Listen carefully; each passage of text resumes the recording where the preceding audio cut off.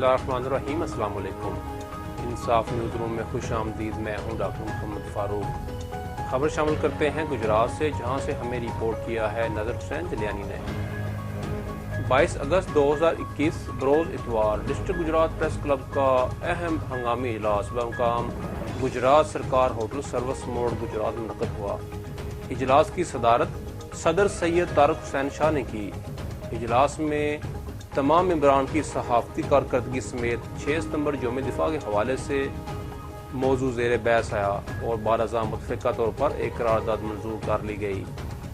इजलास में शिरकत करने वाले कोर कमेटी के मेंबरान में सदर सैयद तारक हुसैन शाह, सीनियर नायब सदर ज़ैड भट्टी, मरकज़ी नायब सदर नज़र हुसैन जलियानी, मजलिस आमला मोहम्मद मजीद भट्टी, जनरल सेक्रेटरी शेख शहबाज अफजाल, तहसील सदर Bisharat Afzal Bhatt, press secretary doctor Mohammad Farooq, ज़िले नायब सदर चौधरी मुश्ताक अहमद, वेब वाइस चेयरमैन नासिर महमूद खोखर, मलक शहबाज और नगमान अली ने शिरकत की। इजलास के अख्ताम पर ज़ुहराना दिया गया।